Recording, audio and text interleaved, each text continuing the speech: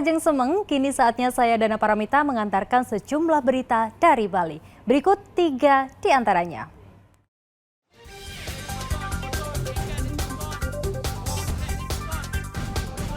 Banjir bandang menerjang Desa Tianyar di Kecamatan Kubu, Karangasem.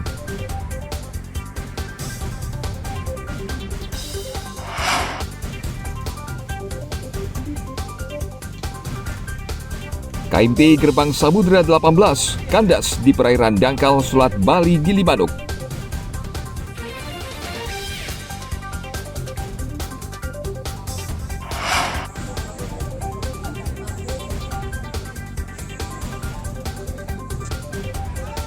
Desa adat Selat di Karangasem menggelar tradisi perang sarang.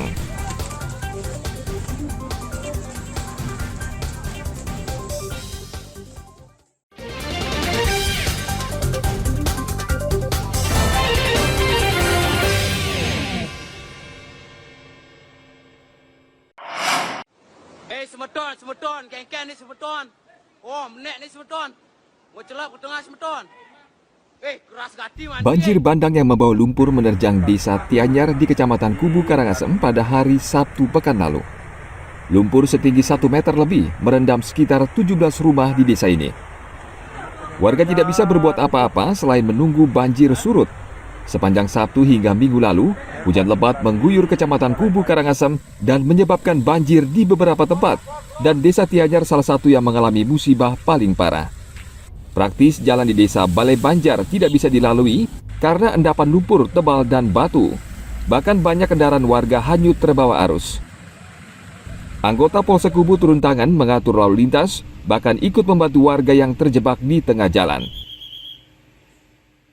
Hujan terlalu lebat sehingga mengakibatkan sungai di sekitar tersebut yang memang sudah mengalami pendangkalan sehingga tidak bisa menyerap air dengan baik dan mengalirkan air dengan baik, menyebabkan air itu masuk ke rumah-rumah warga sehingga kurang lebih setelah kami asesmen ada 17 ya rumah warga yang terdampak, ada kemasukan lumpur atau pasir, kemudian ada yang rumah tembok penyangkernya jebol, dan juga ada hewan ternak yang hanyut dan sebagainya.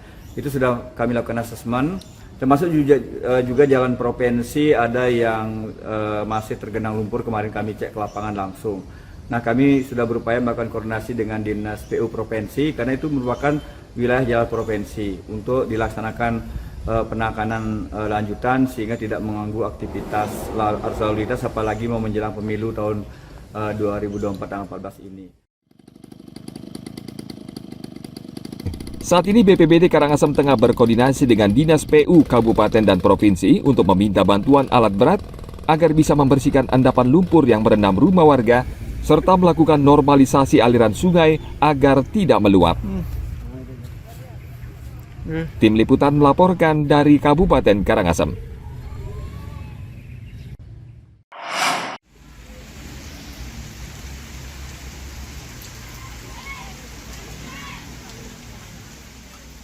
Akibat arus yang kuat di Selat Bali, Pelabuhan Gilimanuk Jembrana, KMP Gerbang Samudra 18 kandas di perairan dangkal Minggu siang lalu. Tim SAR gabungan langsung mengevakuasi 42 penumpang dan 16 ABK ke darat. KMP Gerbang Samudra sebelumnya berlayar dari Pelabuhan Ketapang, Banyuwangi sekitar pukul setengah 12 siang. Namun 1 jam kemudian kapal terseret arus hingga ke perairan dangkal sebelah utara barat atau berjarak sekitar 1 mil dari Pelabuhan Gilimanuk. Tepatnya kurang lebih sekitar 1 mil dari Pelabuhan Gilimanuk menuju ke arah barat, tepatnya di sebelah utara. Jadi kejadian tersebut dilaporkan pada pukul kurang lebih 14.00. Jadi kami bersama tim SAR gabungan melaksanakan evakuasi penumpang yang bertempat di Pelabuhan Gilimanuk dengan penumpang berjumlah 42 orang dan ABK 16 orang. Jadi untuk semua penumpang dalam keadaan sehat dan selamat. Proses evakuasi penumpang dan ABK berakhir sekitar pukul 5 sore. Mereka saat ini dalam keadaan selamat dan kondisi sehat. Minggu malam lalu, kapal ditarik dengan bantuan tugboat. Tim Liputan melaporkan dari Kabupaten Jembrana.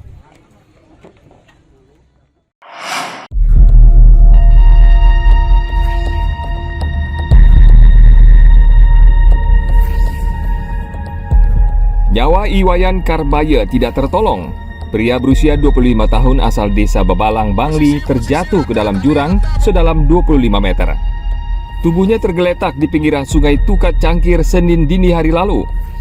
Petugas BPBD sebelumnya menemukan sepeda motor korban di pinggir jalan. Setelah dilakukan penyisiran, korban akhirnya ditemukan tidak bernyawa.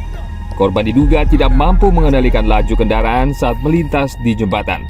Ia terpental dari sepeda motornya dan terjatuh ke sungai di bawah jembatan. Tim gabungan BPBD Polsek Gianyar beserta tim Balawista mengevakuasi jasad korban dengan tali karena dinding jurang sangat curam. Komunikasi kami dengan pihak kepolisian dengan Pak Kapit juga bahwa kita perlu mengerahkan Balawista untuk mencari korban di dalam air. Nah, sekitar jam 6.30 Balawista sudah di sini mencari penyisiran di sekitar sungai dan masuk juga ke sungai mencari ke dalam aliran. Dan esok hari saat ini jam 8:30 korban sudah ditemukan, namun sayang korban dalam keadaan tidak bernyawa. Kedepannya mungkin di jembatan ini diperlukan adanya yang lebih tinggi lagi penghalang yang bisa tertutup atau orang masyarakat bisa tertutup ke sungai. Karena saat ini kejadian ini kecelakaan sangat gampang sekali orang terjun sampai ke sungai di bawah. Nah, itu harapan mungkin mudah-mudahan kedepannya ini bisa diperhatikan untuk diberikan penghalang yang lebih tinggi. Jenazah Iwayan Karbaya kemudian dibawa ke RSUD Bangli untuk disemayamkan sementara. Tim Liputan melaporkan dari Kabupaten Gianyar.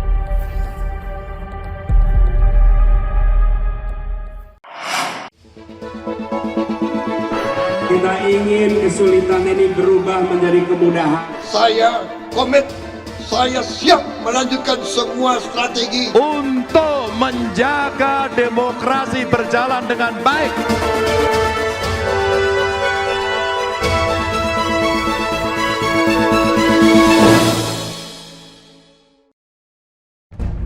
Dari puluhan provinsi yang ada di Indonesia, 5 diantaranya kerap dinilai sebagai provinsi kunci. Selain memiliki pemilih dan alokasi jumlah kursi yang banyak, kelimanya dianggap menjadi representasi mewakili pilihan warga yang beragam, baik di Jawa maupun luar Jawa. Yang pertama adalah Jawa Barat.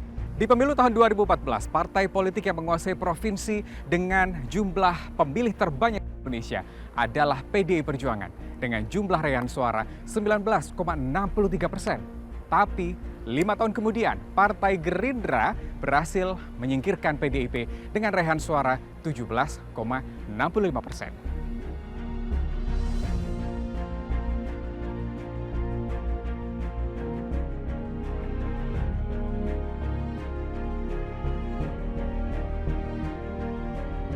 Provinsi dengan jumlah alokasi kursi terbanyak kedua adalah Jawa Timur. Di pemilu 2014, Jatim dikuasai oleh PDI Perjuangan dengan raihan suara 17,91%. Di 2019, ternyata Jawa Timur juga masih merah, bahkan dengan suara lebih banyak, yakni 19,41%.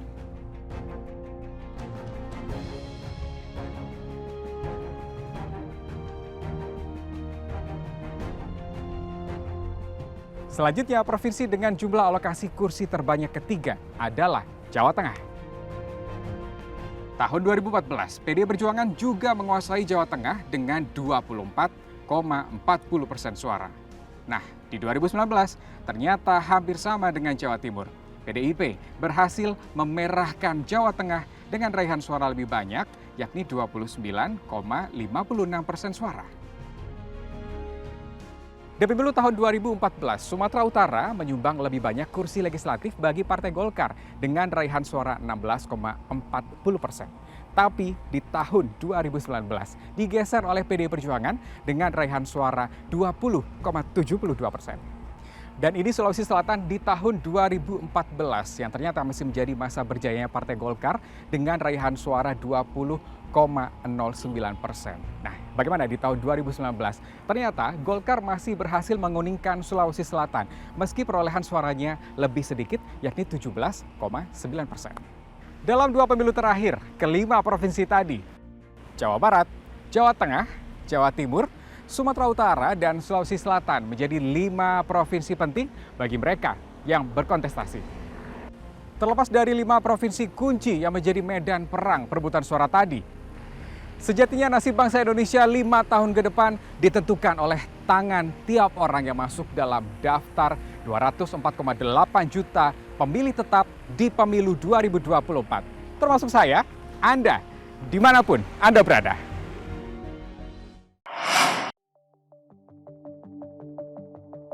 Dalam pemilu 2024 kali ini, yang paling menarik adalah prosentase, jumlah, dan usia pemilih.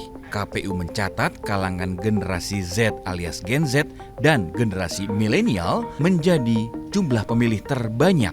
Gen Z adalah generasi yang lahir di kisaran tahun 1997 hingga 2012. Sementara generasi milenial lahir pada tahun 1981 hingga 1996. Berdasar data DPT KPU, jumlah pemilih pre-boomer, yaitu yang lahir sebelum tahun 1945, sekitar 3,5 juta pemilih.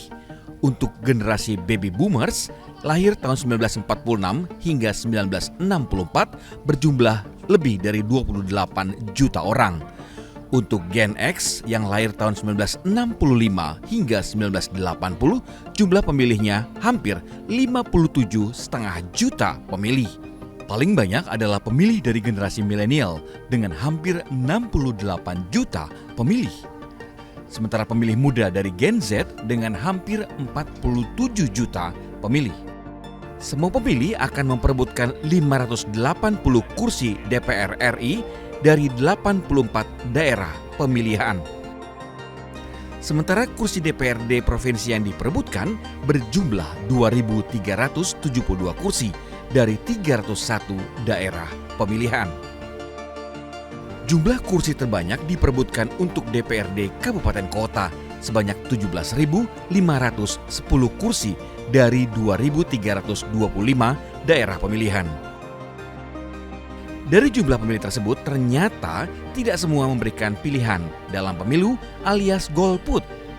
Warga yang golput diidentikan dengan sikap yang apatis, cuek, dan tidak mau terlibat atau tidak mau bertanggung jawab dengan kondisi yang ada. Angka golput di pemilu tahun 2014 tercatat tinggi dengan persentase 30% pemilih sebagai golput. Angka ini menurun menjadi 18% pada pemilu 2019 dengan 34 juta pemilih. Kita berharap angka golput akan semakin turun. Partisipasi warga sebagai pemilih adalah bagian dari tanggung jawab menentukan nasib bangsa 5 tahun ke depan. Tim Liputan melaporkan.